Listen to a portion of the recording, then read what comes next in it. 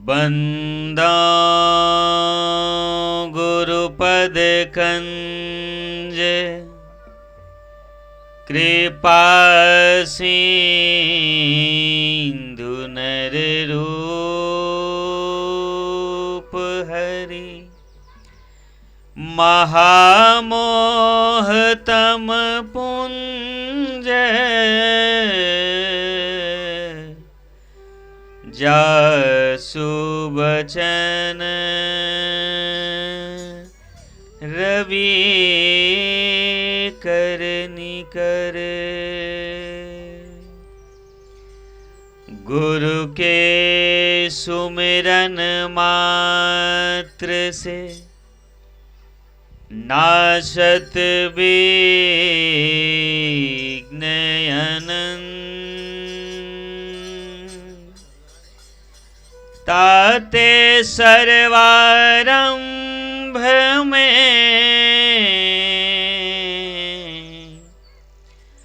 ध्यावत है सब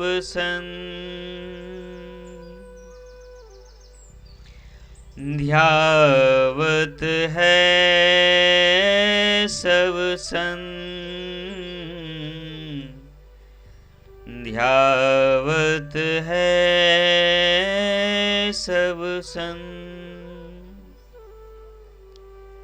मेरे आध्यात्मिक और परमार्थिक जीवन के प्रबल प्रेरणा स्रोत परम पूज्य सद्गुरुदेव जी, अर्चनीय वंदनीय मुद मंगलमय संत समाज,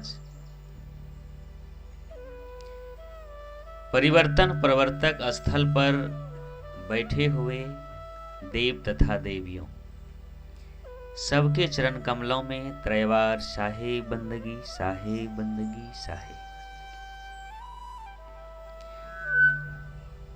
आज गर्भू बाबू के पुण्यतिथि के अवसर पर उनके सुपुत्र सब प्रकाश बाबू, शिबू बाबू और भोली बाबू, तीनों उनके सुपुत्र मिलकर अपने पिताश्री के पुण्यतिथि के स्मृति पर सत्संग का कार्यक्रम रखे।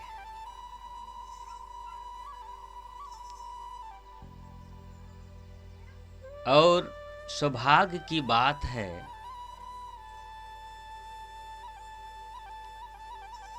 कि गर्भू बाबू तो आज नहीं है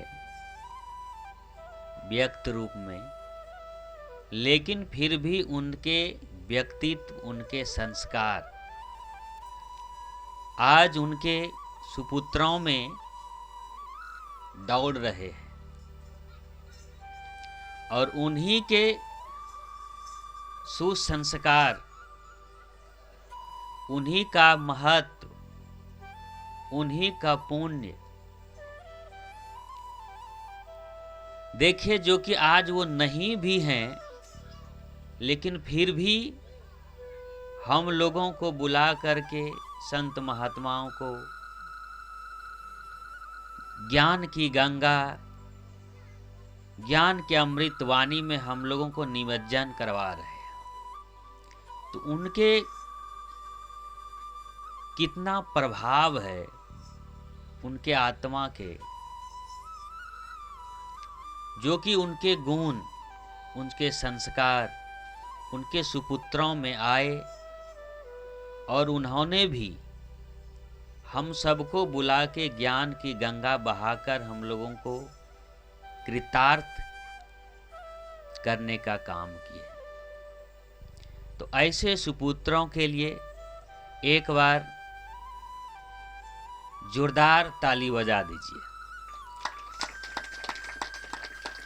ताकि हमारे समाज में, हमारे भारत में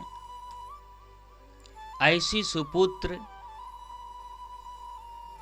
जो है इससे उपदेश निर्देश ले सके। और सारे जो हैं हम लोग, माता पिता भगवान के तुल्य होता है, और उनके स्मृति में नाच करवा लेते हैं, वो क्या क्या करवा लेते हैं, जो कि उसका समाज में कितना मैसेज जाता है, कितना उपदेश, कितना निर्देश मिलता है, ये तो समाज खुद जानते हैं। लेकिन ये भी, इनकी भी सोच देखिए कि जो सबसे बहुमूल्य इंसान के लिए आत्मज्ञान है, अपने पिताश्री के उपलक्ष्य में वो ज्ञान की गंगा प्रवाहित करवा रहे, ताकि वो अपना तो ज्ञान की गंगा में निमज्जन कर ही रहे हैं, साथ साथ समाज के भी और अगल बगल के मानव को, देवी देवताओं को भी सतज्ञान के निमज्जन करवा रहे हैं। तो इससे बड़ा सौभाग्यशाली पुत्र धरती पे और कौन होगा। तो सदगुरु कबीर साहब ने कहे हैं कि कबहु न भयहु संग ओ साथा, ऐसा ही जन्म गमायहु आछा, बहुरी न पैहो ऐसो थाना, साधु संगति तुम नहीं पहचाना। अब तोर होई है नरक माँ बासा, निस दिन बसहूँ लवार के पासा। सदगुरु कबीर साहब के मूल ग्रंथ बीजक है, उसका 44 नंबर का रामायणी प्रकरण है। ये उस उपदेश दे रहे हैं संसार के लोगों को कि कबहु न भयउ संग ओ साथा, कभी भी हम लोग संत महापुरुषों के संग, सत्संग, अच्छा विचार जहाँ भी हो रहा है, उसका कभी भी हम लोग उसका संग नहीं किए। कभी भी उधर जो अपना ध्यान नहीं दिए। संत महापुरुष आते हैं तो हम लोग बगल में ताश खेल के रह जाते हैं, टीवी का सीरियल देख के रह जाते हैं, लेकिन उनके विचारों को सुनने के लिए नहीं जाते हैं। और मन में गुमान कर लेते हैं, क्या जाएंगे सत्संग वत्संग सुनने के लिए, वहां खाली सब कुछ छोड़ने के लिए कहता है, सब छोड़वा देता है, वहां क्या जाएंगे वहां। लेकिन कहीं नाच होगा, भजन होगा, ऑर्केस्ट्रा होगा, ड्रामा होगा, वहां ना तिरपाल ऐसा रहेगा, ना बैठने का व्यवस्था रहेगा, उखाड़ा खड़ आदमी पे आदमी रहेगा। वहां ना खैनी छोड़ने के लिए बोलेगा, ना गाना छोड़ने के लिए बोलेगा, ना दारू छोड़ने के लिए बोलेगा, ना चोरी करने के लिए छोड़ने के लिए बोलेगा, ना घूसखोरी छोड़ने के लिए बोलेगा, ना भ्रष्टाचारी करने के लिए बोलेगा। जो करते हैं करते रहिए। तो वहां देखिए कितना भीड़ होता है, जगह नहीं मिलता है, ना खाने का व्यवस्था, ना बढ़िया से तिरपाल का व्यवस्था, तिरंगा खा खा के, गुटखा खा खा के एक दूसरे पे फेंकते रहते। और यदि हड़कंप मच गया तो कितना कुर्सी बर्बाद होगा टेंट वाला का पता नहीं। क्या मिलता है उससे समाज को, देश को, उससे क्या प्रेरणा मिलता है। लेकिन कहाँ जहाँ सत्संग होता है वहाँ तो दिल करता है कि आंखें मूंद लें, कान मूंद लें तो सही रहेगा, इतना जहर लगता है सुनने में ना। तो इसलिए सदगुरु कबीर साहब ने कहा है, कबहुन क्यों संग ओ साथा, ऐसा ही जन्म गमायो आछा। ऐसा ही मतलब व्यर्थ, फोकट में, आछा मतलब अच्छा। हम लोग फोकट में ऐसे ही व्यर्थ में अपना जीवन गंवा दिए। व्यर्थ में कैसे गंवा दिए कि जिसके लिए मानव का शरीर मिला है, जिस काम के लिए यह नर्तन मिला है, मनुष्य का शरीर, उस काम को भूल गए। और जिस काम के लिए नहीं मिला है, जो चीज करने के लिए नहीं मिला है, उसमें हम लोग पूरा जीवन गंवा दिए।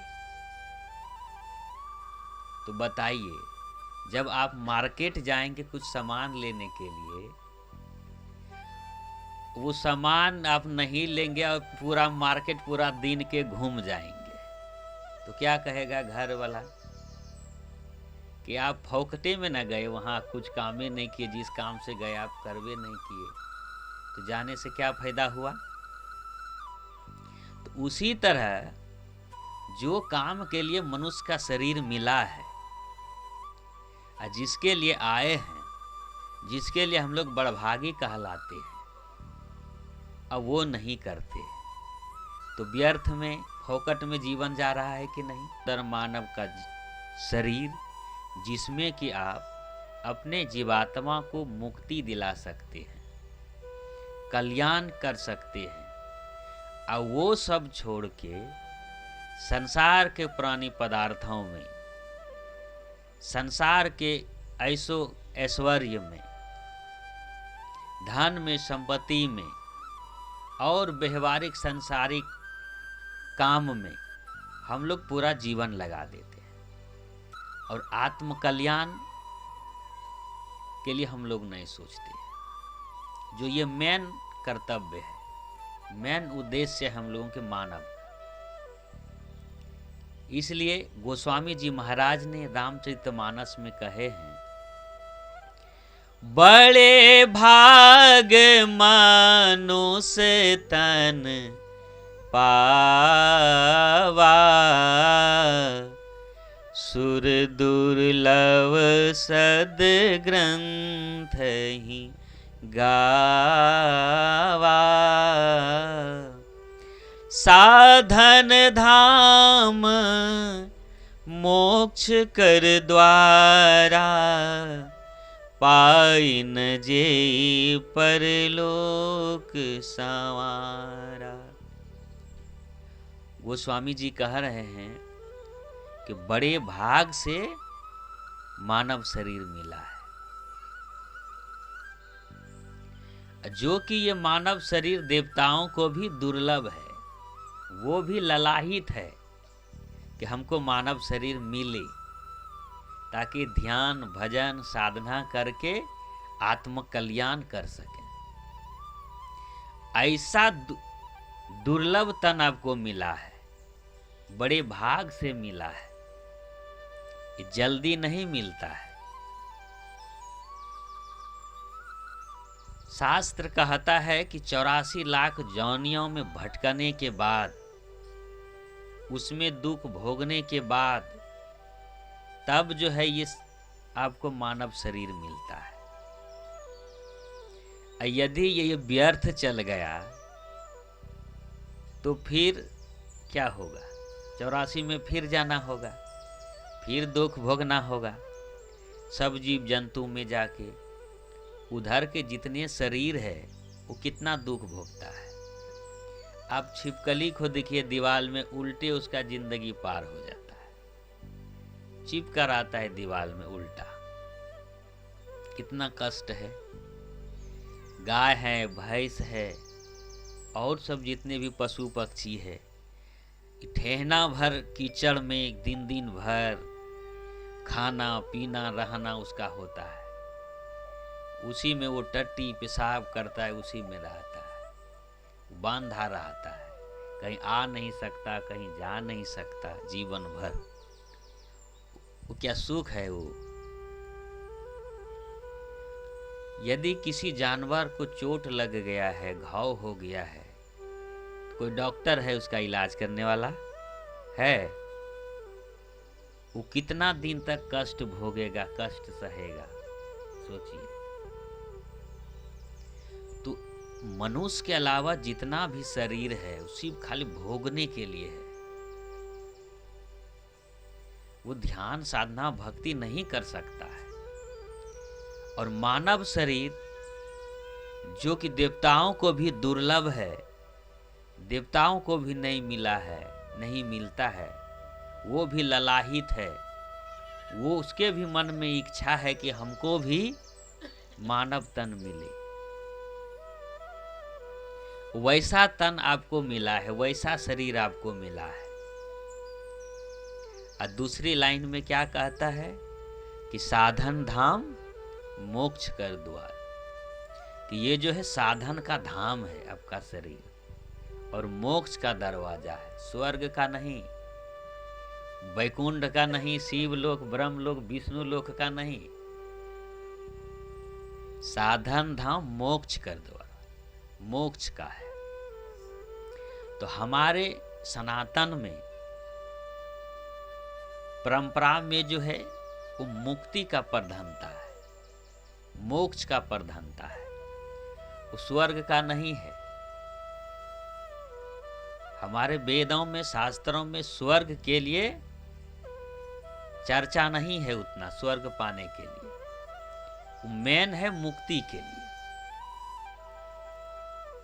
इसलिए गोस्वामी जी ने कहे हैं कि साधन धाम मोक्ष कर द्वार, अब पाई न जेहि परलोक संवार, कि जिन्होंने ऐसा साधन धाम शरीर पाकर, और दूसरे शरीर में साधन होगा नहीं होगा, मानव के शरीर में ही साधन होगा।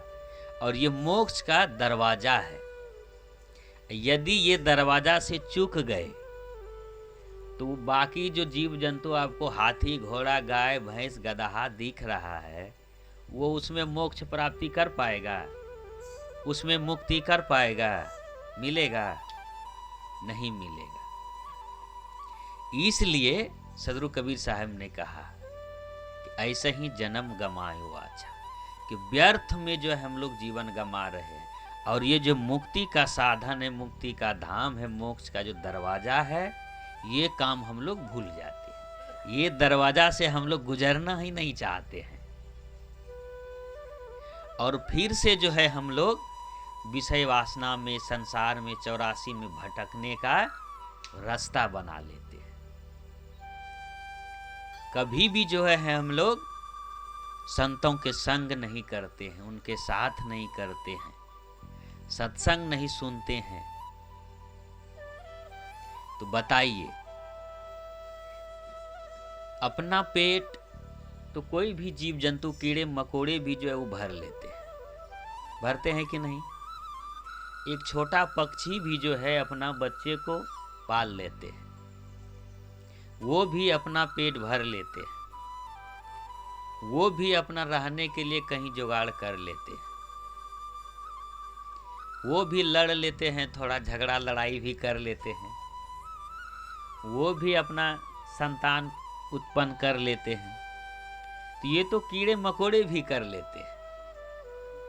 लेकिन हम लोग इतना बड़भागी होकर, बड़े भाग मनुष्य तन पावा, इतना बड़भागी होकर और ये मोक्ष का दरवाजा पाकर हम लोग भी उस कीड़े मकोड़े की तरह, पशु पक्षी की तरह ही जीवन यदि बिता दें और ये मोक्ष दरवाजा छूट जाए, तब क्या होगा?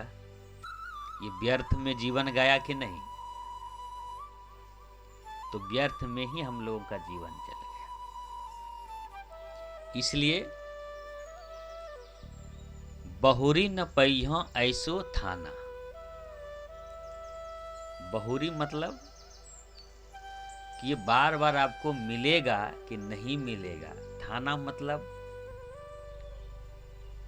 मानव जीवन, मानव शरीर।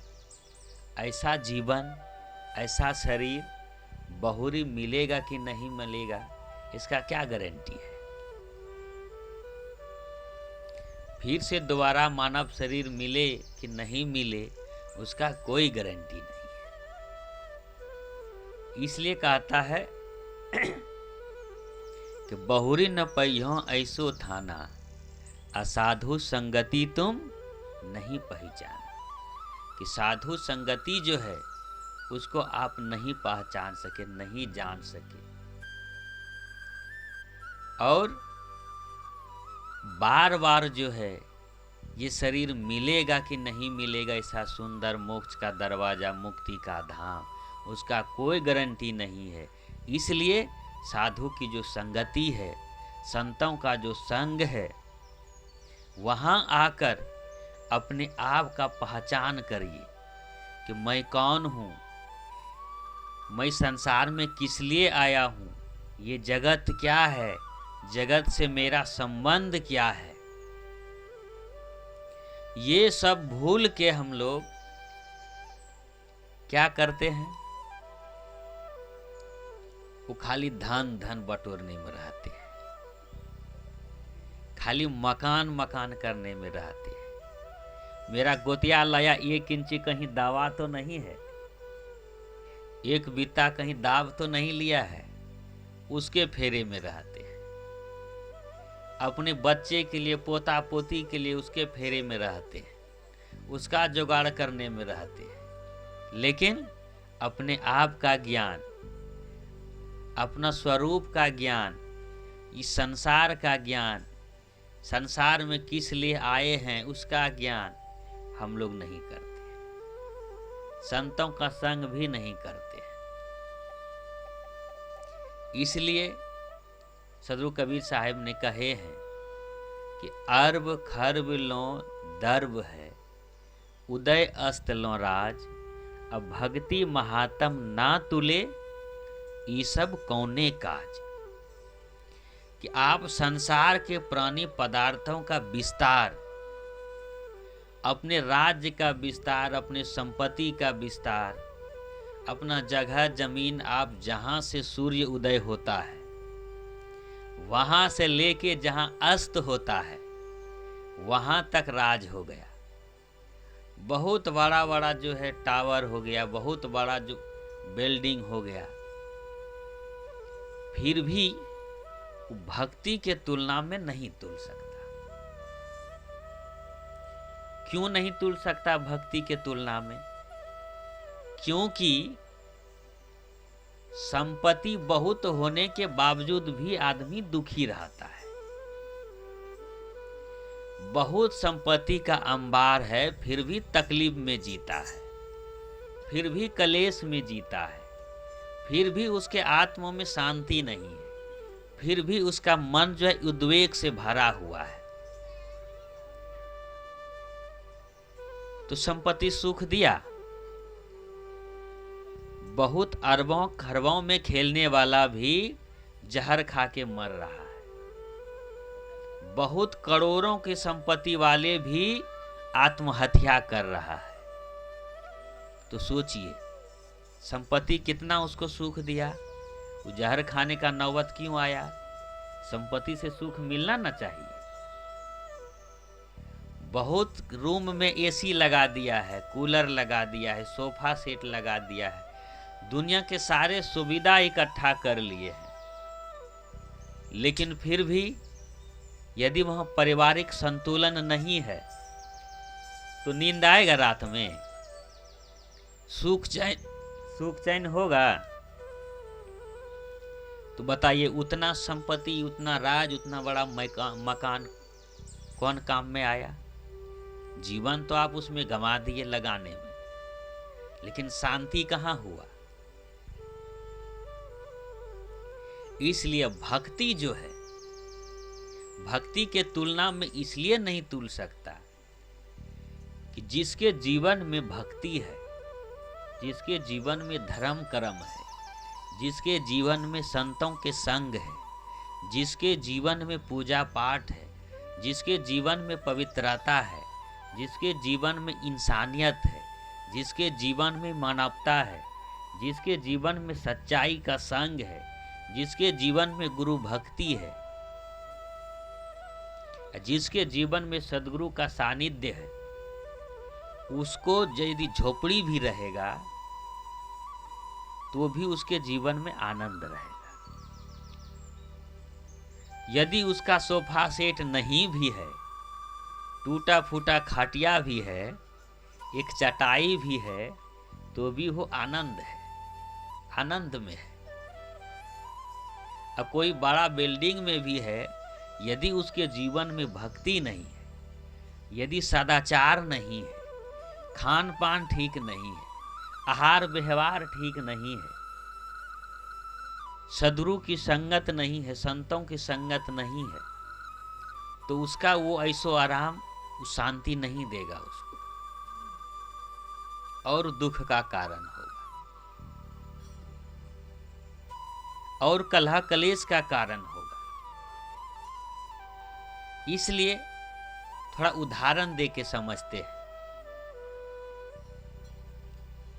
कि माता सबरी के पास क्या थे।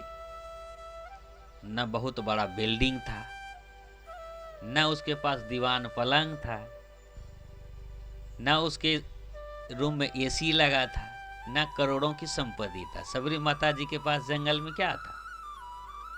भक्ति के अलावा, सदगुरु के शरण के अलावा और क्या था? भूख कभी लगता था तो जंगल से फल फ्रूट लाके खा लेते थे, पानी तालाब से लाके पी लेते थे। कोई फिल्टर वाला भी पानी नहीं था, कोई बिसलरी पानी भी नहीं था वहां, कोई पनीर नहीं था वहां, कुछ नहीं। सूखा रूखा फल फ्रूट खा के, लेकिन अपना जीवन को,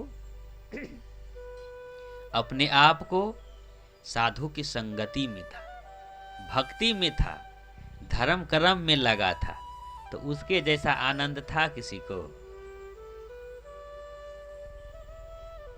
तो सुख शांति का, आनंद का रिश्ता संबंध किससे है? संपत्ति से नहीं है। सुख का संबंध बेटा बेटी से नहीं है, सुख का संबंध घर मकान से नहीं है, सुख का संबंध बहुत लंबा चौड़ा धन से, बिल्डिंग से, खेत खलियान से, प्लॉट से नहीं है। सुख शांति का संबंध है आपके निर्मल मन से। सुख और आनंद का, परमानंद का संबंध है सत्संग में लगाव होने से, सदगुरु के सानिध्य में होने से। इसलिए सबरी माता जी के पास कुछ नहीं थे, लेकिन फिर वो दुनिया के पूरा आनंद उनके पास था, क्योंकि उनके पास भक्ति धर्म कर्म था। माता मीरा जी जो है, उसके पास क्या थे? एक बीना के अलावा एक बीना था, वो भजन गाते रहते थे कि पायो जी मैंने राम रतन धन पायो, पायो जी मैंने राम रतन धन पायो। कौन सा धन पायो? राम रतन धन पायो। वो रानी थी, महलों की रानी। जब उतना धन का अंबार था उनके पास, उतना वो रानी थी, लंबा चौड़ा राज्य की, लेकिन फिर भी उनके मुंह से कभी नहीं निकला कि पायो जी मैंने इतना बड़ा राज धन पायो, इतना लंबा चौड़ा महल पायो। निकला कभी? वो सब धन राज महल छोड़ के और उस संत रविदास जी के शरण में आ गई। उनके गुरु का क्या नाम है? संत रविदास जी। वो राजमहल की रानी, और कहाँ संत रविदास जी? जूता सीने वाला, ठीक करने वाला संत। उनके शरण में आकर उन्होंने भक्ति भजन और परमात्मा की रास्ता मालूम किया। और हम लोग अभी इतना गुमान और अहंकार में चूते हैं कि संत का नाम सुनकर ही लगता है क्या हो जाता है पता नहीं। वहां जाना तो छोड़िए, नाम भी लेना नहीं चाहता है। इतना तो सोचना चाहिए कि जो मीरा जी है, दुनिया में जो अमर हो गई है, उसके जीवन लीला से भी हम लोगों को प्रेरणा लेनी चाहिए। को राजघराने के रानी होकर भी संतों के संग में गए, वैसे कौन सा संत जो कि जूता बनाते थे, संत रविदास जी के शरण में, और वो अमर हो गए। उसके पास बीना के अलावा कुछ नहीं था साथ में, एक हरि के भजन, मेरे तो गिरधर नागर दूसर न कोई। दुनिया के सारे ऐश्वर्य छोड़कर वो परमात्मा के भजन में लीन हो गई। दुनिया के बहुत आफत आया, लेकिन कोई आफत उसका मार्ग को अवरुद्ध नहीं कर पाए। बहुत तकलीफ दिया, जहर दिया और सब कुछ दिया, लेकिन फिर भी वो भक्ति को नहीं छोड़ी, क्योंकि जो उसमें आनंद है, जो राम रूपी धन में जो आनंद है, जो भगवान की भक्ति में, गुरु की भक्ति में, संतों के संग में जो आनंद है, वो और दुनिया के सांसारिक पदार्थों में वो चीज कहाँ है। दुनिया के प्राणी पदार्थों में जो सुख है, शांति है, वो क्या है? वो क्षणिक है,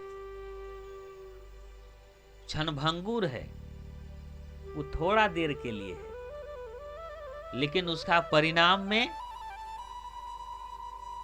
पूरा जीवन जो है दुखमय हो जाता है।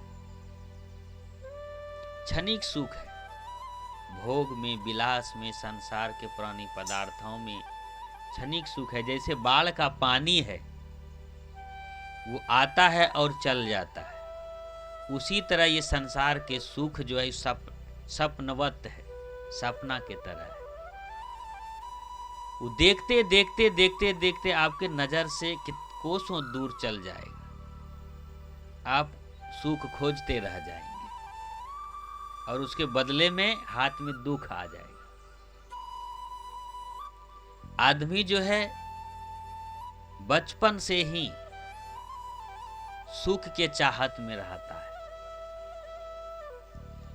कि अब सुख मिलेगा, अब सुख मिलेगा। बेटा बेटी का शादी करा दिया कि अब सुख मिलेगा। संतान नहीं हो रहा था, वो दुख, संतान हो गया, अब संतान यदि गड़बड़ निकल गया तो वो दुख। संतान का शादी करा दिया, पुतहु गड़बड़ आ गया तो वो दुख। लेकिन चाहना उसके जीवन भर सुख का ही रहता है। वो हर काम करता है सुख के लिए ही, शांति के लिए ही, लेकिन सब उल्टा पुल्टा होते जाता है। अंत में ये सब का भोगा हुआ जो संस्कार रहता है, बूढ़ा में जो है वो दुख का कारण बन जाता है।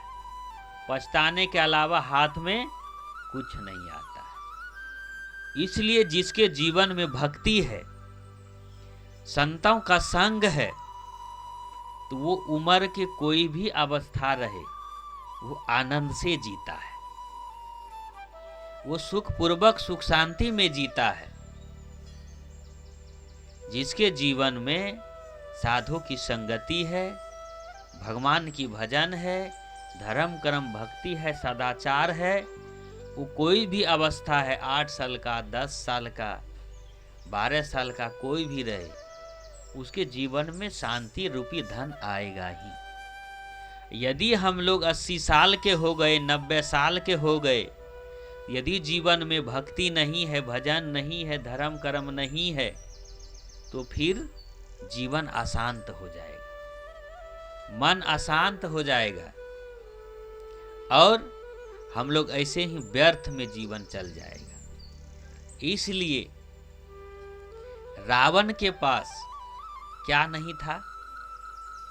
सोने का लंका, कितना लंबा चौड़ा उसका राजपाट, उतना शाबाश और नाती और पोता सब था, ताकत, बल, संपत्ति, सब कुछ, लेकिन जीवन में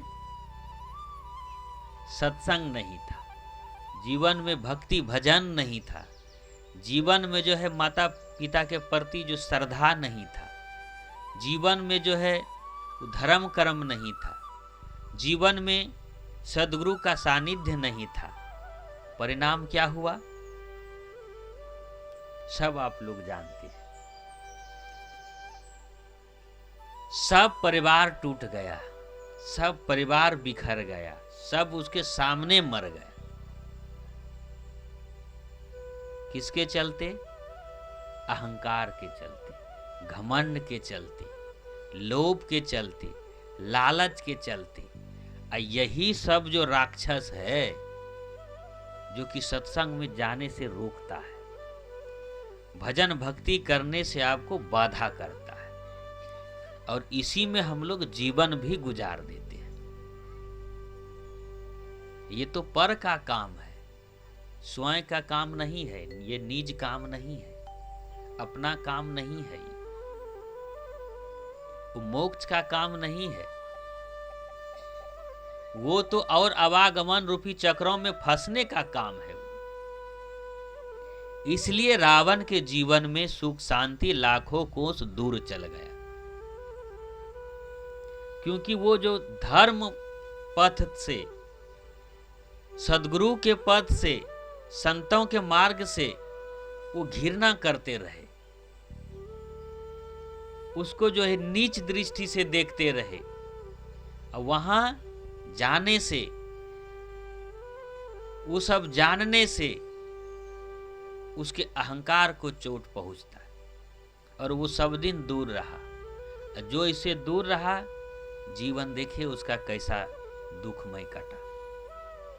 और उसके विपरीत भगवान राम का जीवन देखिए, माता सबरी का जीवन देखिए, निषाद राज जी का जीवन देखिए, और जितने भी भगवान राम से वहां ऋषि महात्मा मिले उनके जीवन देखिए। रावण के तुलना में सब कुछ कम था कि नहीं, धन में, संपत्ति में, सब कुछ में, लेकिन ये सब का नाम अमर है।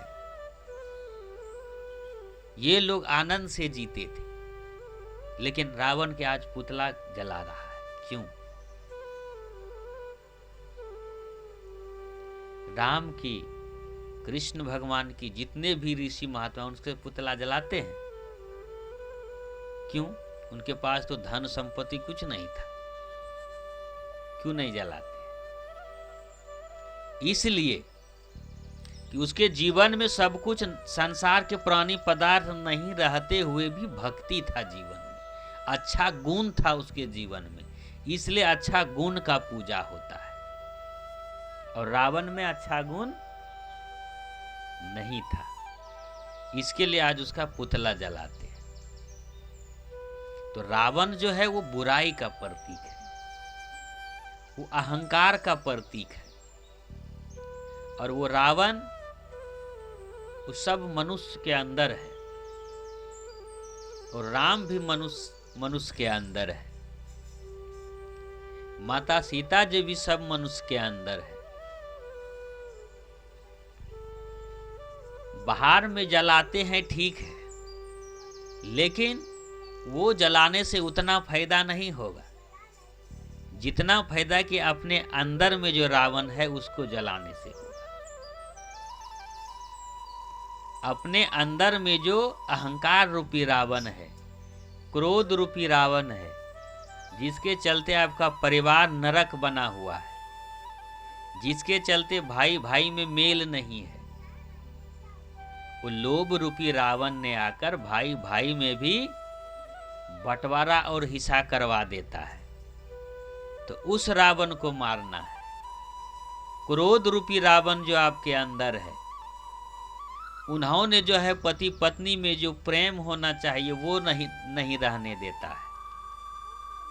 पिता पुत्र में जो मेलजुल होना चाहिए वो नहीं रहने देता है वो रावण, और बेटा बेटा में अलगाव करके फर्क करवा देता है। उस रावण को मारना है। काम रूपी रावण है, कामना इच्छा रूपी रावण आपके अंदर है, हम लोगों के अंदर है, उसको मारना है, उसको जलाना है। तब शांति रूपी सीता को आप पा पाएंगे। इसलिए रावण के पास सब कुछ होते हुए भी जीवन तबाह हो गया, नरक हो गया। उसके सब पुत्र, सब नाती पोता जितने भी थे 1.25 लाख, वो सब उसके सामने में मर के मिट्टी में मिल गया। लेकिन उसका अहंकार झुका नहीं, कम नहीं हुआ। तो जब तक मनुष्य के अंदर अहंकार रहेगा, तब तक वो भक्ति नहीं कर सकता, तब तक वो धर्म कर्म में उसका मन नहीं लगेगा, तब तक वो सदाचार, इंसान, मानवता उसके अंदर नहीं आ सकता है। इसलिए सदगुरु कबीर साहब ने कहा है कि कामी क्रोधी लालची उनसे भक्ति न होए। कि जो कामी है, क्रोधी है, लालची है, वो जो भी रहे, चाहे वो गिरस्त में रहे, चाहे वो विरक्त रहे, जिसमें ये 3 चीज है वो उससे भक्ति नहीं होगा। चाहे वो संत हो, तो चाहे वो घर परिवार में रहने वाला हो, ये 3 चीज जिसमें हो गया, उसे परमात्मा का भजन, आत्म कल्याण का काम नहीं होगा। इसलिए ये काम, क्रोध, लोभ रूपी रावण जिसके अंदर है,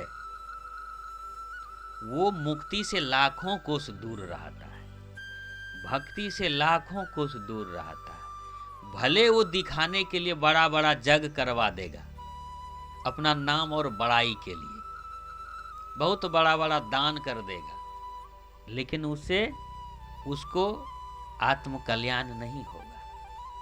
दिखावे के लिए जो भी किया जाता है वो अहंकार बस होता है, घमंड बस होता है, उससे आत्म कल्याण नहीं होता है।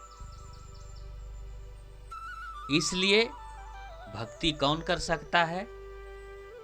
जिसके अंदर कामना नहीं है।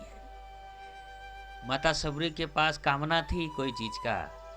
किसी चीज का कामना नहीं। एक प्रभु के अलावा, एक परमात्मा के भजन के अलावा कोई कामना नहीं। न स्वर्ग जाने का, न धन संपत्ति बढ़ाने का, न जगह जमीन खरीदने का, किसी चीज का नहीं।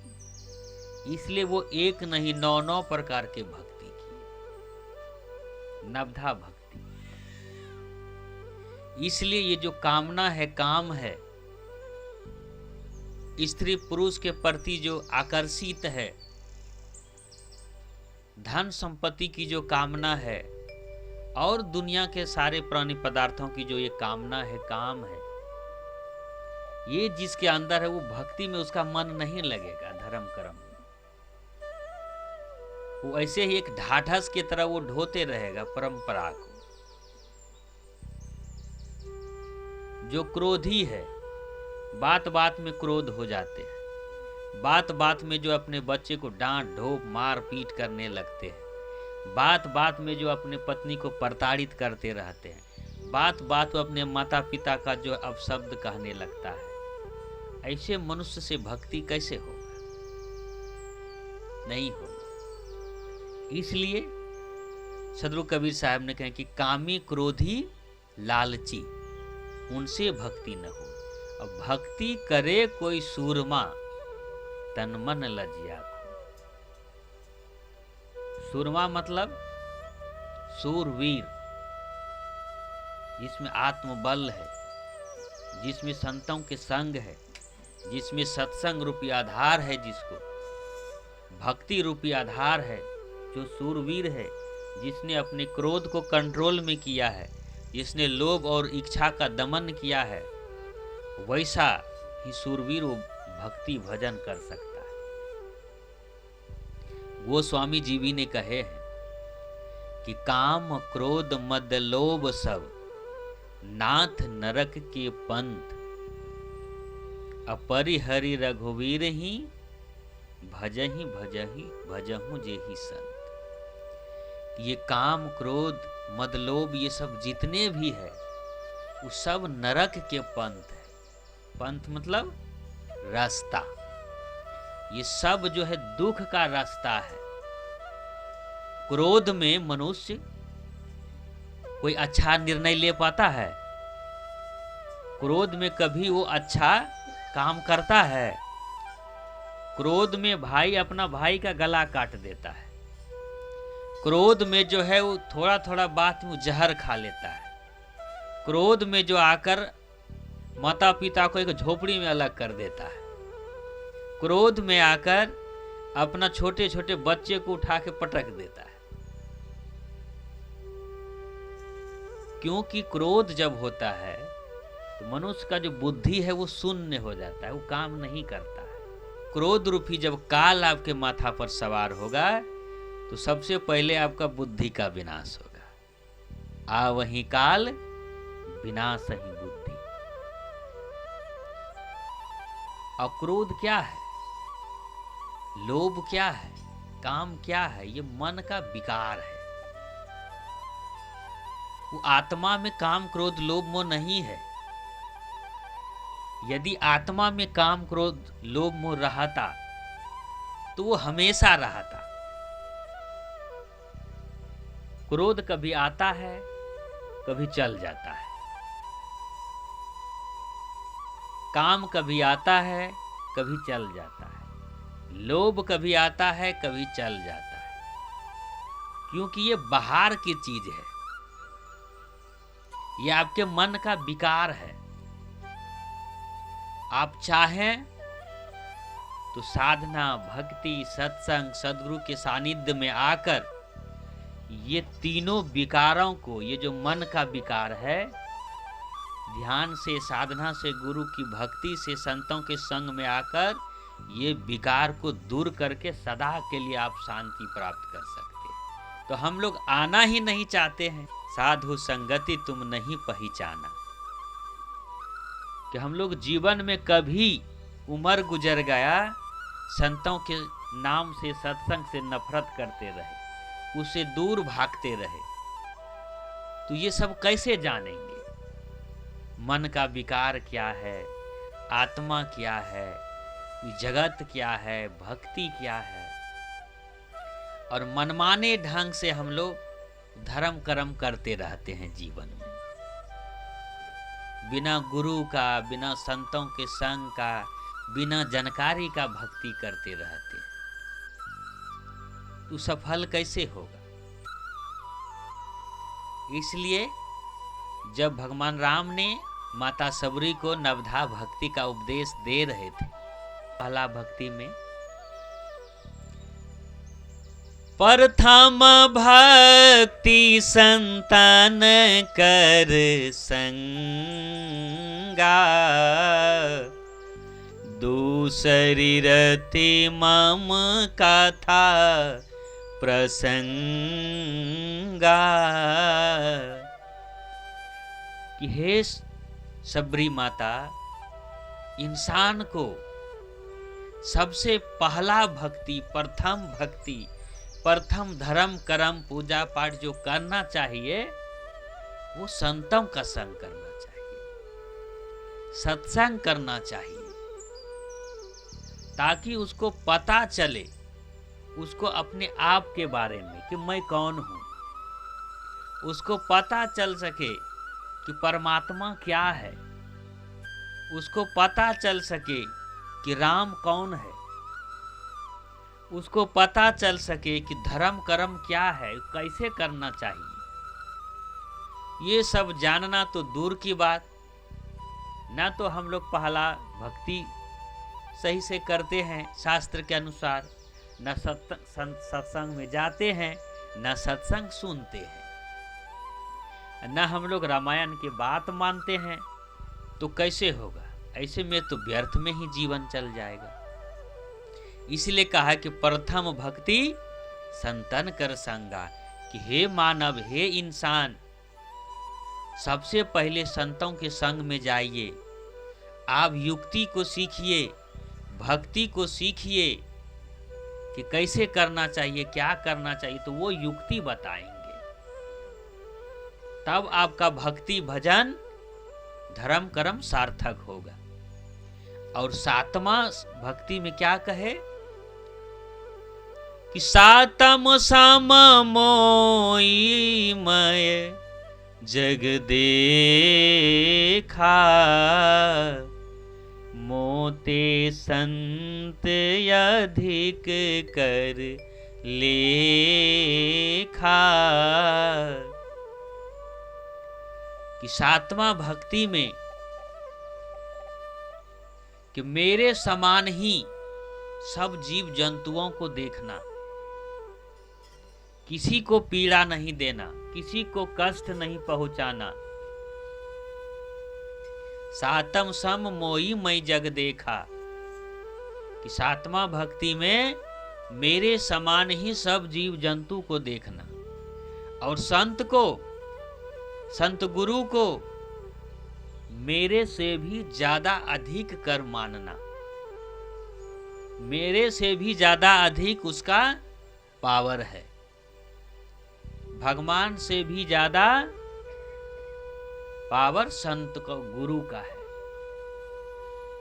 इसलिए सातवां भक्ति में माता सबरी को उपदेश दिए हैं। अधिक मतलब क्या होता है? कम।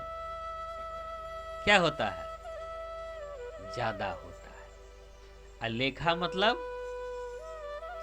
सम्मान, मान, मानना, लेखा जोखा। तो हमसे भी ज्यादा जो है संतों का लेखा जोखा देना, उसको मानना, क्योंकि संतों के माध्यम से ही, संत गुरु के माध्यम से ही मेरे तक आदमी पहुंच सकता है।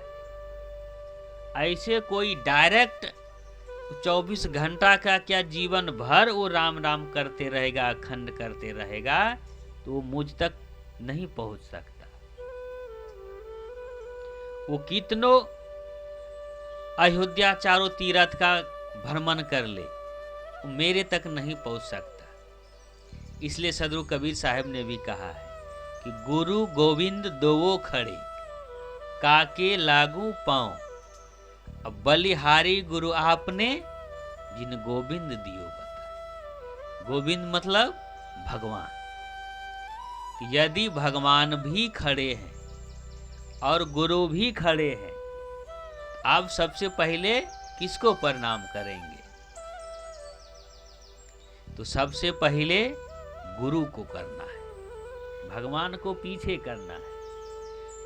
क्योंकि उस भगवान तक पहुंचने का रास्ता वो गुरु ही बताएगा। एक उदाहरण से हम लोग समझते हैं। एक भिखारी के आंगन में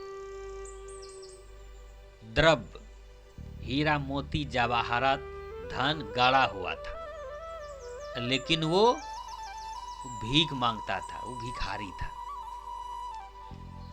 अब कोई संत ने आकर उसको बता दिया कि आपके आंगन के नीचे जो है कलश में हीरा मोती सोना चांदी भरा हुआ है। वो निकाल के मालामाल हो गया, धन सेठ हो गया। तो वो सबसे बड़ा कृपा किसका हुआ? संत का हुआ ना। क्योंकि जब तक संत उसके सानिध्य में नहीं था, संत उसके यहाँ नहीं गए थे, संत का दर्शन नहीं हुआ था, तो क्या था? उसको भिखारी था। जब संत गए, जब बता दिए युक्ति कि आपके आंगन में ही धन है, अब वो धन पाके वो मतलब धनवान हो गया। तो ये किन की कृपा है? संतों की है ना। संत के चलते है ना वो धनवान हुआ। तो उसी तरह आपके जीवन में सुख शांति का जो रास्ता है, परमात्मा तक पहुंचने का जो मार्ग है, वो गुरु बताएंगे, वो संत बताएंगे। भक्ति का जो युक्ति है वो संत गुरु बताएंगे। और जब तक उसके सानिध्य में नहीं जाएंगे, मनमाना भक्ति जीवन भर करते रहेंगे, तो कुछ लाभ नहीं होगा।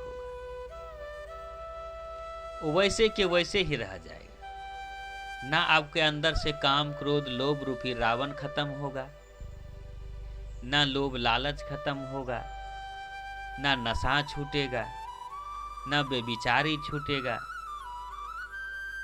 ना और कुछ होगा। जब तक आप सज्जन के संग नहीं करेंगे, संतों का संग नहीं करेंगे, तब तक जीवन में परिवर्तन होने वाला नहीं है। इसलिए भगवान राम ने कहा कि हमसे भी संतों का अधिक पावर है, क्योंकि मुक्ति जो है वो संत ही दिला सकते हैं, सद्गुरु ही दिला सकते हैं। मुक्ति भगवान नहीं दिला सकते, वो भगवान के हाथ में नहीं है। और नहीं, एक उदाहरण से समझिए कि भगवान राम ने भगवान होते हुए भी रावण को संहार किया कि उसको सुधारा? बताइए, भगवान राम ने रावण को सुधार दिया कि संहार किया?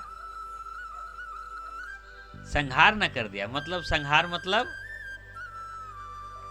जीवन लीला खत्म। और भगवान बुद्ध ने, सदगुरु कबीर ने, भगवान महावीर ने, वो जितने भी संत हैं, वो सब ने किसी को मारा है? भगवान बुद्ध ने अंगुलीमाल डाकू का क्या किया? सुधारा कि संहार किया? वो सुधारे ना।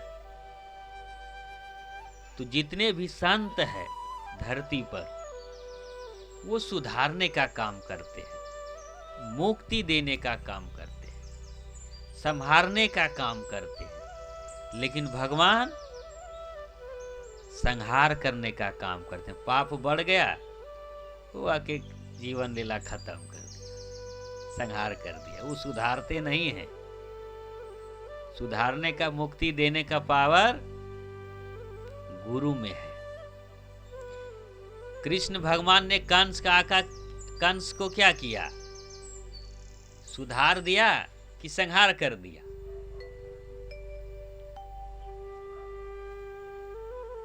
संहार कर दिया। और जितने भी भगवान है, देवता है, वो सब क्या किए हैं? संहार किए। माता दुर्गा जी है, महिषासुर को सुधारे कि संहार कर दिए? संहार कर दिए, सुधारे नहीं। वो नरसिंह भगवान जो है, वो हिरण्यकश्यप का संहार किया कि सुधारा? वो जो बीचे बीच फाड़ दिया भक्त प्रहलाद के पिताजी को, वो संहार किया कि सुधारा? संहार कर दिया। तो इसी तरह जितने भी भगवान है, वहां उसको सुधारने का पावर नहीं है, मुक्ति देने का पावर नहीं है। पाप बढ़ रहा है तो उसका जीवन लीला खत्म कर देगा। लेकिन यदि मुक्ति पाना है, आपको आत्म कल्याण यदि पाना है, शांति पाना है, आनंद पाना है,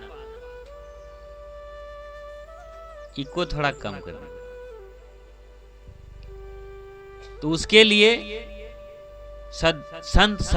गुरु के पास जाना होगा, सदगुरु के पास जाना होगा। इसलिए इसको थोड़ा कम कर दीजिए। इसलिए गोस्वामी जी ने रामचरितमानस में बहुत सुंदर उदाहरण दिए। गुरु बिनु भव निधि तरय न कोई, जो बिरंचि शंकर सम होई। कि गुरु बिनु भव निधि तरय न कोई। वहां क्या कहे हैं कि गुरु के बिना, ऐसा नहीं कहे कि राम के बिना, भगवान कृष्ण के बिना, शंकर भगवान के बिना, माता दुर्गा के बिना, माता काली के बिना, ऐसा नहीं कहे। क्या कहे हैं? गुरु बिनु भव निधि तरह नहीं कोई। ये जो भवसागर है, संसार रूपी भवसागर और आवागमन रूपी ये चक्र लगा हुआ है जो है, इससे छुटकारा यदि पाना है, यदि आवागमन से छुटकारा पाना है, तो वो गुरु बिना नहीं हो सकता। और हम लोग क्या करते हैं? सत्संग से, संत गुरु से दूर भागते हैं। तो जब इसे दूर भागेंगे, जो कि आपको मुक्ति देगा, मुक्ति का मार्ग बताएगा, जो परमात्मा तक पहुंचने का रास्ता बताएगा, उससे आप दूर दूर भागेंगे तो क्या मिलेगा हाथ में? ऐसे ही जन्म गमायो आछा, व्यर्थ में जीवन चल जाएगा। इसलिए गुरु के शरण में आना चाहिए हम लोगों को, तब ये जीवन सफल होगा। तो चलिए बीच में एक भजन आप लोगों को सुना देते हैं। कितना औंधी आ रहा है, कितना। कबीर मन निर्मल भया, जैसे गंगा नीर, पाछे पाछे हरि फिरे, कहत कबीर कबीर। कि जब आपका मन निर्मल हो जाएगा तो भगवान आपके पीछे पीछे घूमेगा। कहीं भगवान के पीछे दौड़ लगाने का जरूरत नहीं है। माता सबरी ने मन निर्मल कर लिया तो भगवान खुद वहां चल गए कि नहीं? उसी तरह तो ये जो मन है, वो स्वामी जी ने कहे हैं कि निर्मल मन सो मोहि पावा, अछल कपट छल छिद्र न भावा। तो संत महापुरुष कहते हैं कि मन में संभल के देखो, 2 दिन की जिंदगी है। हम लोग देखते तो हैं लेकिन संभल के नहीं देखते हैं। चलते तो हैं लेकिन संभल के नहीं चलते हैं। कर्म करते हैं लेकिन संभल कर नहीं करते। यदि कोई रास्ता में संभल कर नहीं चले, ध्यान से नहीं चले, तो क्या होगा? वो गिर भी सकता है, उसके अंगुली में चोट भी लग सकता है, यानी कि दुर्घटना हो सकता है। यदि आप देख के नहीं चलते हैं रास्ता में, रोड पर, तो एक्सीडेंट हो सकता है। और अधिकतर दुर्घटना जो होता है, एक्सीडेंट होता है, किसके अभाव में होता है? वो सही से देख नहीं पाता है, सही से सुन नहीं पाता है, वो संभल नहीं पाता है, इसके लिए दुर्घटना हो जाता है। तो संत महापुरुष कहते हैं कि मन में संभल के देखो, 2 दिन की जिंदगी है। जीवन तो हम लोग जीते हैं लेकिन वो संभल कर नहीं जीते हैं, संभल कर देख के जानबूझकर नहीं जीते हैं। जीते जाते हैं, जीते जाते हैं। जीवन का ना कोई उद्देश्य है, ना कोई लक्ष्य है। किस लिए जीते हैं, कोई हवा पता नहीं है। यदि हम लोग पूछा जाए हम लोगों से, आप जो कमाते हैं किस लिए कमाते हैं, तो उत्तर होगा खाने के लिए। अब फिर यदि पूछा जाए कि खाते किस लिए हैं, तब क्या उत्तर होगा? जीने के लिए। जीते किस लिए हैं तो कुछ पता नहीं, क्यों जीते हैं। तो यही संभल के देखना नहीं हुआ। जी रहे हैं, जी रहे हैं, जीवन को जी रहे हैं। जीवन दुख से परेशान है, परिवार में कलह कलेश भरा हुआ है, परिवार में अशांति है, जीवन को ढो रहे हैं, चल रहे हैं। इसलिए संत महापुरुष कहते हैं कि मन में संभल के देखो, 2 दिन की जिंदगी है। ये जीवन उतना लंबा नहीं है जितना हम लोग सोचते हैं। ये जीवन पहले के जो है वैदिक में जीवेव शरदम शतम, ये ऋग्वेद का मंत्र है, वाक्य है कि हम इच्छा हो कि 100 साल तक जिएं। 100 साल तक जीने का उसमें इच्छा है वेद में, लेकिन 18 पुराण जो है इसमें हजारों लाखों वर्ष जीने की कामना कर दिया है। अब वेद में कितना है? 100 साल तक, 100 से ऊपर। और यही हकीकत है, कोई भी 5000 साल 1000 साल नहीं जीता है। इंसान का उम्र 100 से थोड़ा कुछ ज़्यादा जाता है बस। वेद में भी यही कहे। ये 18 पुराण जो बना है इसमें तिल का ताड़ बनाया है।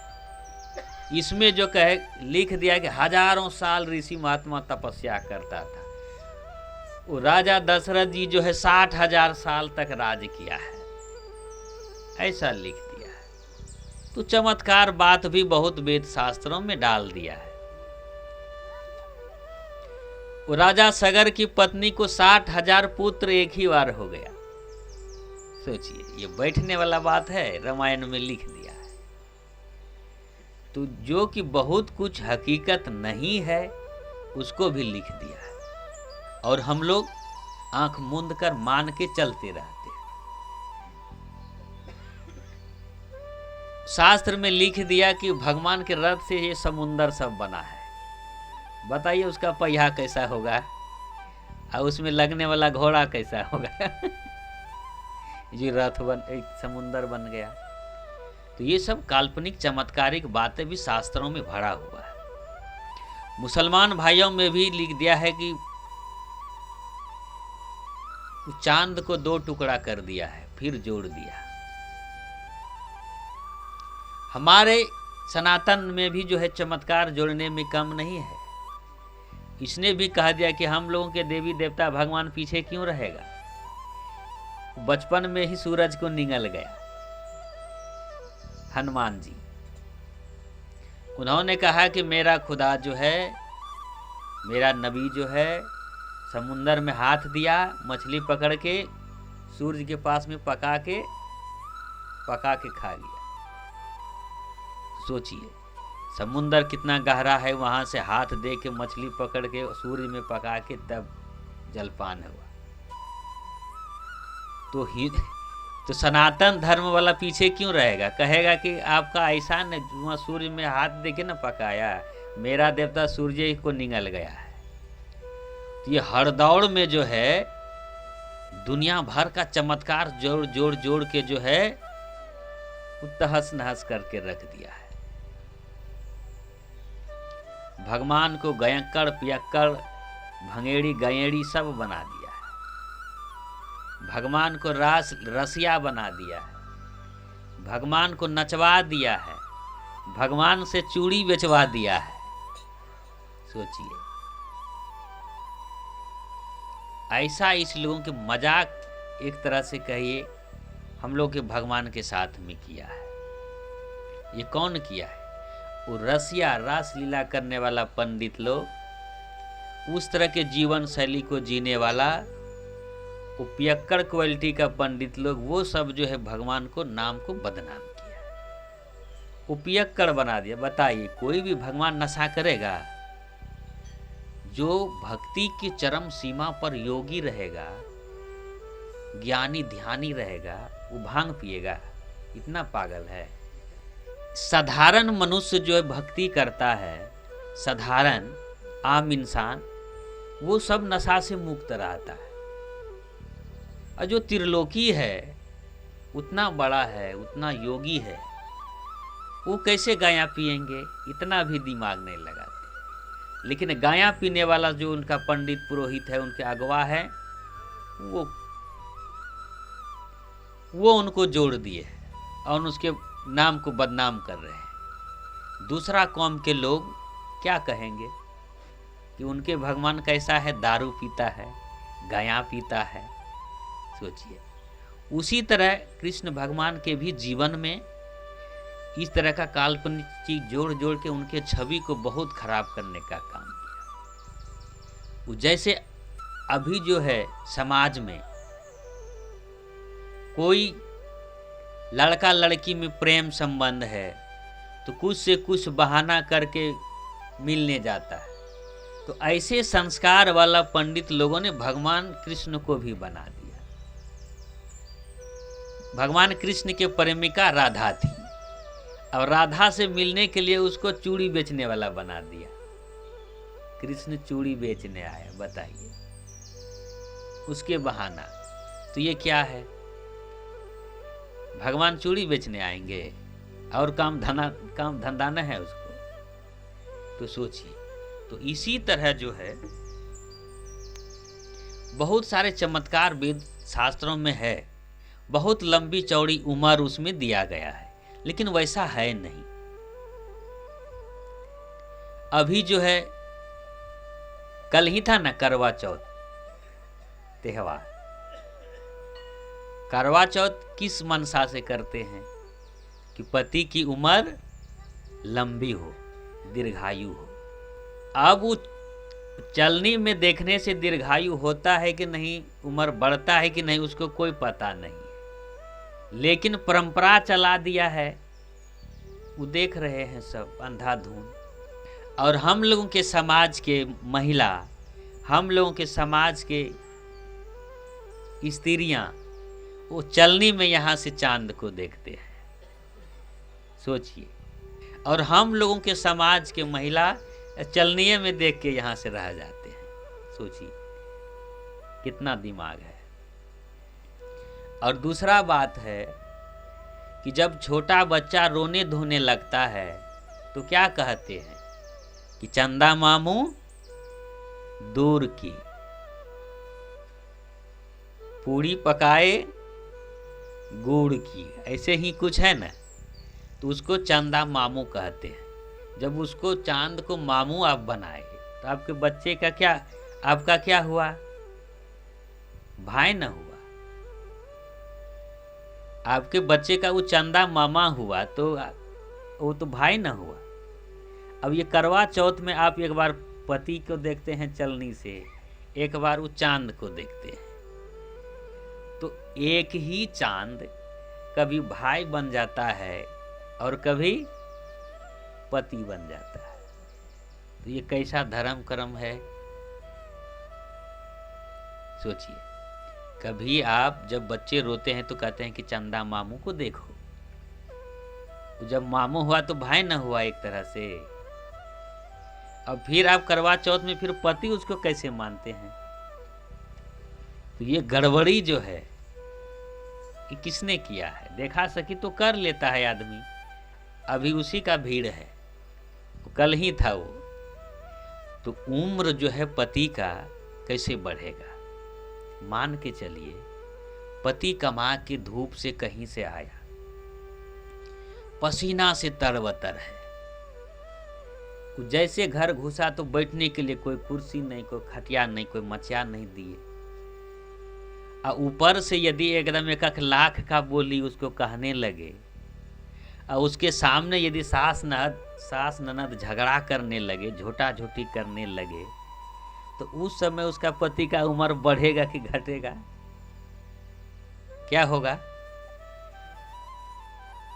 यदि वो कमा के आया और कुछ काम करके आया छोटा मोटा गलती में यदि वो हड़िया कुड़िया उस जोखने लगे तो उस पति का उम्र बढ़ेगा कि घटेगा? गाड़ी से धो दिया 1 लाख का गाड़ी दे दे के तो उम्र बढ़ेगा कि घटेगा उसका? तो इधर में चलनी में देखिए कि आप बालू छालने वाला में देखिए तो उम्र बढ़ेगा? नहीं बढ़ेगा। तो यदि पति का उम्र बढ़ाना चाहते हैं तो उससे प्रेम भाव से जीवन जिए, उसके दुख सुख समझिए, दुख सुख में साथ दीजिए, उसके मजबूरी को समझिए, उसके हालात को समझिए। अब वो समझेंगे नहीं, आमदनी है 10 टका, अब 500 टका का नूंगा खोजेंगे तो उसको क्या होगा? परेशानी होगा कि नहीं? पर्व में त्योहार में यदि सही से व्यवस्था नहीं हुआ तो 1 लाख बात कहेगा। तो ऐसे में उसका उम्र बढ़ेगा और जहर खा के मरने का काम नहीं करेगा वो। तो उसी तरह यदि चलनी में देखने से उम्र बढ़ता तो आपके दीवाल के पीछे मुसलमान भाई है, उसकी पत्नी चलनी में नहीं देखती है, न चंदा को न अपने पति को, तो क्या होता है? उनके पति नहीं जीते हैं, बूढ़ा तक नहीं जीते हैं। एक ही दीवाल का अंतर है। एक दीवाल के पीछे आप दिन रात छन्नी में देखते हैं, चलनी में, उम्र बढ़ाने में आप भिड़े हैं। आपके दीवाल के पीछे जो मुसलमान भाई है वो नहीं देखते हैं। तो क्या होता है? क्या फर्क पड़ा? कुछ पड़ा? नहीं पड़ा। तो सबसे बड़ी चीज है कि आप पति पत्नी में मेलजुल से कितना रहते हैं। यदि हर हर कचकच कचकच करते रहते हैं तो यदि वो पति का जो भी 80 साल उम्र होगा वो आत्महत्या कर लेगा 60 साल में, 20 साल वैसे ही घट जाएगा।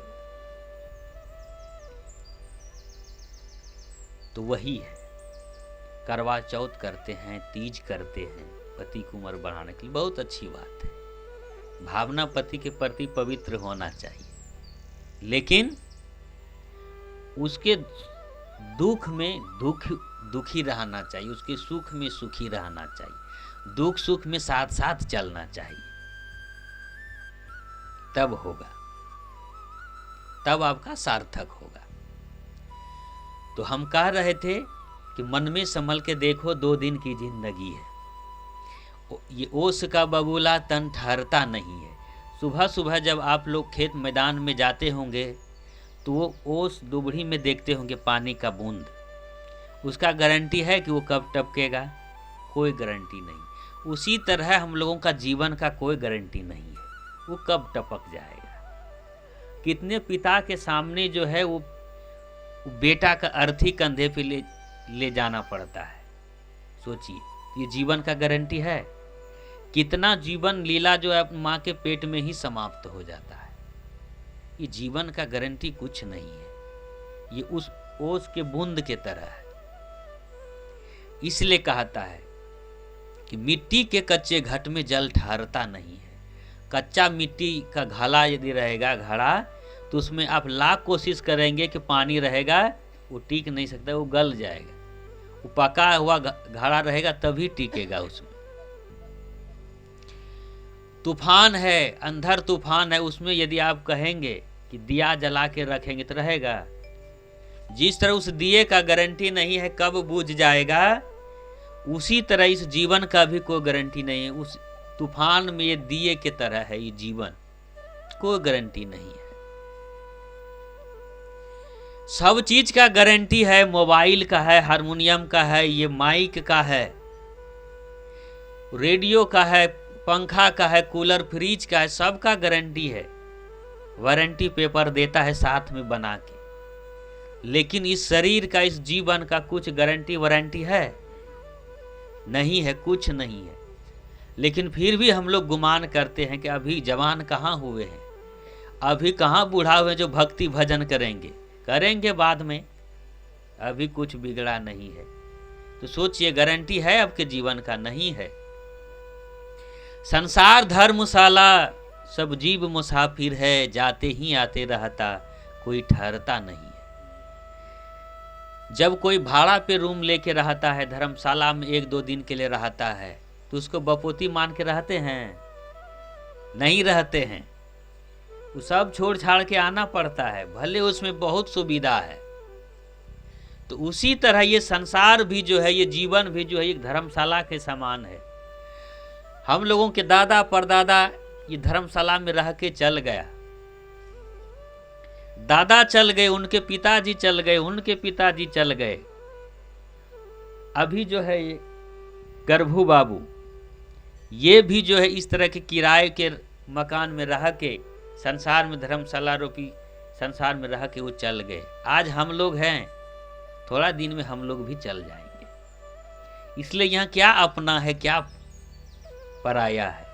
कुछ नहीं हाथ में आने वाला है। इसलिए इस जीवन को भक्ति में, सदगुरु के शरण में, सत्संग में लगाना चाहिए। धन धाम कुटुंब कबीला नहीं साथ में चलेंगे, अच्छे बुरी कमाई साथी तेरा यही है। कफन में जेब रहता है जो आप यहां से कुछ लेके जाएंगे? कुछ नहीं रहता है, जेब नहीं रहता है। खाली हाथ आए हैं, खाली हाथ जाना होगा। फिर भी हम लोग जीवन भर हाय धन, हाय महल, हाय जगह जमीन करते रहते हैं, लेकिन साथ में क्या जाएगा? अच्छे बुरे कमाई साथी तेरा यही है। अच्छे बुरे जो आप करते हैं, धर्म कर्म जो करते हैं, भक्ति भजन, वही आपके जीवन साथी बनी है। ये संसार जो है, ये परिवार जो है, यही सब माया नगर है। चलना संभल संभल के, माया नगर यही है। अपने आप को इतना भी माया मोह में झोंक नहीं देना, अपने आप को इतना भी जो है सांसारिक प्राणी पदार्थों में मत झोंक देना, देखिए आत्म कल्याण से, मुक्ति से आप दूर हो जाओ और ये जीवन आपका व्यर्थ चला जाए। इसलिए ए चैत तू भटकता परदेश का मुसाफिर, अभिलाष देश तेरा संसार ये नहीं है। ए मुसाफिर, ए इंसान, ये संसार आपका नहीं है। आपका वो अभिलाष देश तेरा है, ये संसार नहीं है। आपका वो परमात्मा रूपी जो घर है, आत्म कल्याण मोक्ष रूपी जो धाम है, वो आपका है, ये संसार नहीं है। इसलिए मूल बात पे आते हैं कि ऐसे ही जन्म गमाए हूं आछा, कि हम लोग जीवन को ऐसे ही व्यर्थ में गमा दिए। बहुरी न पई हो ऐसो थाना, असाधु संगति तुम नहीं पहचाना। कि ऐसे मानव जीवन सुनहला अवसर, इस तरह का मानव तन फिर मिलने वाला नहीं है। इसलिए साधु संगति में आकर अपने जीवन का कल्याण कर लीजिए, जीते जी मुक्ति प्राप्त कर लीजिए, अपने जीवन को आनंदमय बना लीजिए, सुख शांति में प्योर दीजिए। इसलिए सदगुरु कबीर साहब ने कहा है कि जीते जी जो ना तरे, मोए का तरियु। मरने के बाद मुक्ति गति मिलेगा कि नहीं मिलेगा, क्या गारंटी है? इसलिए जिंदे में ही मुक्ति प्राप्त कर लीजिए, जीवन में ही मुक्त हो जाइए। हमारे जितने भी महापुरुष हैं, उसको क्यों स्वरूप लीन कहते हैं? स्वरूप लीन संत सम्राट सदगुरु कबीर साहेब जी, स्वरूप लीन महर्षि में ही महाराज जी कहते हैं। वो जीते जी जो है अपने स्वरूप में लीन हो गए, मुक्त हो गए। तो उसी तरह युक्ति बताते हैं संत महापुरुष के, हम लोग भी जो है जीते जी तर सकते हैं, मरने के बाद मुक्ति नहीं मिलेगा। 5 बार बेटा मुख में आगिन दे देगा गंगा किनारे, ये गुमान में रहेंगे कि मुक्ति मिल जाएगा, आत्मा को मिलने वाला नहीं है। मुक्ति आपको ध्यान से, साधना से, भक्ति से यहाँ ही हो मिलेगा। इसलिए संतों के संग में लगना चाहिए। अब तो रहो ये नरक महबासा, निस दिन रहूं लवार के पासा। कि सदगुरु कबीर साहब कहते हैं अब जो है नरक में वास होगा। नरक मतलब दुख, कष्ट, पीड़ा, यदि आप ये जीवात्मा को मुक्ति नहीं दिलाते हैं, मोक्ष प्राप्त नहीं करते हैं, तो फिर से जो है अवागमन भवसागर रूपी दुख में जाना होगा। निस दिन बसहूं लवार के पास। लवार मतलब पतित, जो अज्ञानी है। जीवन उसी में हम लोग बिता देते हैं, ताश खेलने में, नशा करने में। लवारा का मतलब वही होता है। फालतू में हम लोग जीवन बिता देते हैं, सत्संग भजन से दूर हो जाते हैं, आत्म कल्याण से दूर हो जाते हैं। तो सदगुरु कबीर साहब का यही निर्देश था कि जो है इस जीवन को संत महापुरुषों के संग में करना चाहिए, सत्संग में आना चाहिए, संत गुरु से जो है युक्ति गति सीख कर अपने जीवन का कल्याण करना चाहिए। क्योंकि ये 10 द्वार का जो ये शरीर रूपी पिंजरा है, इसमें जो जीवात्मा रूपी पंछी है, ये कब उड़ जाएंगे इसका कोई गारंटी नहीं है। इसलिए वो जब तक इस 10 दरवाजा रूपी पिंजरा में वो है, तब तक आप अपना कल्याण कर लीजिए। 10 द्वारे का पिंजरा तामे पंछी पान, रहिबे को अचरज है जात अचंभा कौन। ये जो आपके जीवन में ये पंछी है जीवात्मा रूपी, ये 10 दरवाजा खुला है, ये आश्चर्य की बात है कैसे टिक गया। जाने में, मृत्यु हो जाने में जब ये आत्मा निकल जाता है, वो अचंभा नहीं है, वो आश्चर्य की बात नहीं है। आश्चर्य की बात तब है जब ये सब दरवाजा खुला है और फिर भी 40 साल से आपके शरीर में है, 20 साल से आपके शरीर में, वो कैसे टिका है, ये अचंभा वाला बात है। कान, नाक, कान, ये जितने भी है 10 दरवाजा है आपके शरीर में, सब खुला है, फिर भी ये पंछी जीवात्मा रूपी आपके शरीर में है। इसको रहते रहते ही जो है अपना आत्म कल्याण कर लेना है, मुक्ति प्राप्त कर लेना है। यही जीवन का चरम परम लक्ष्य है और उद्देश्य है। नहीं तो हम लोगों का जीवन व्यर्थ चला जाएगा। ऐसे ही जन्म गमायो अच्छा, इतना सुंदर जन्म चल जाएगा। ये बड़भागी जो है बड़े भाग से मनुष्य तन पावा, ये तब हम लोग दुर्भागी हो जाएंगे, ऐसे व्यर्थ में चल जाएगा। इसलिए जीते जी सत्संग में आकर, भजन भक्ति में आकर, सदगुरु के शरण में आकर आत्मा का कल्याण कर लीजिए। आत्मा शुद्ध है, बुद्ध है, ज्ञान स्वरूप है। वहाँ काम क्रोध लोभ मोह कुछ नहीं है, वहाँ शांति ही शांति है आत्मा में। इसलिए अपना स्वरूप को तब जानेंगे जब हम लोग सत्संग में संतों के शरण में जुड़ेंगे।